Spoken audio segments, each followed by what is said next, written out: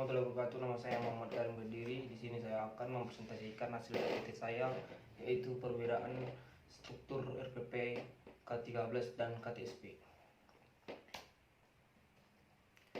Perbedaan struktur RPP K13 dan KTSP, yaitu kurikulum 2013 merupakan pengembangan dari kurikulum 2006 atau yang dikenal dengan KTSP.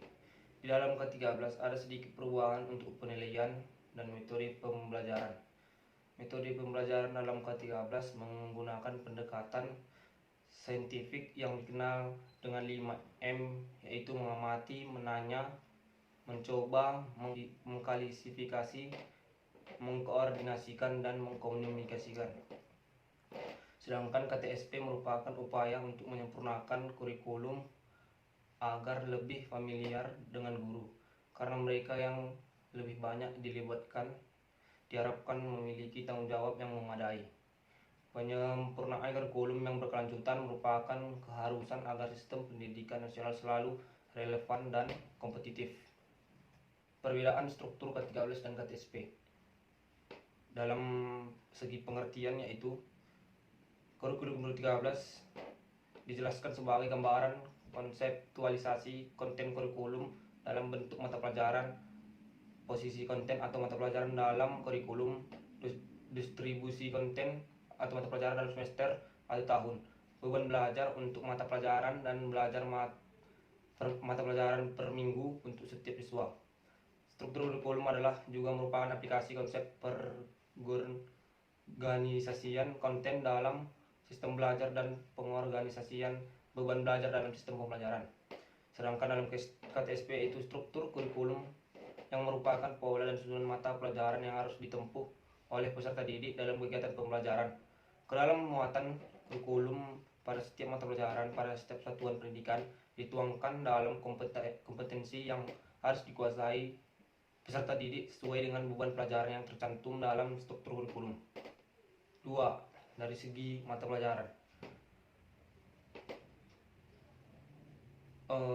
Pada kurikulum 2013 atau K13, mata pelajaran dikelompokkan menjadi dua, yaitu kelompok A yang menekankan aspek kognitif dan kelompok B yang lebih menekankan aspek efektif dan psikomotor. Kelompok A terdiri dari 4 mata pelajaran untuk kelas 3 dan 6 mata pelajaran untuk kelas 4-6.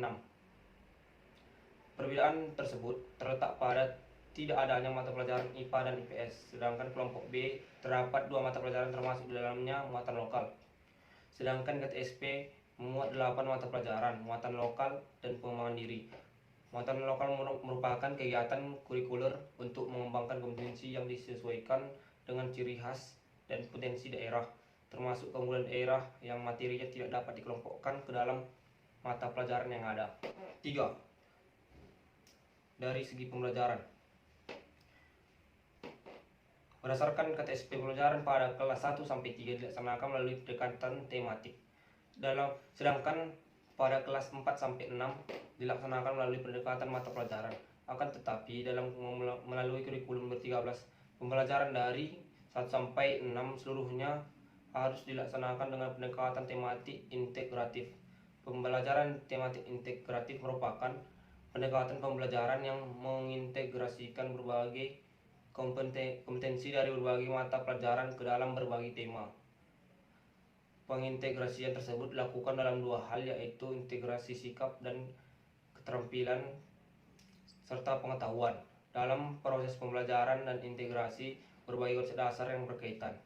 Tema merajut makna berbagai konsep dasar sehingga peserta didik tidak boleh belajar konsep dasar secara parsial. 4. Dari segi beban belajar.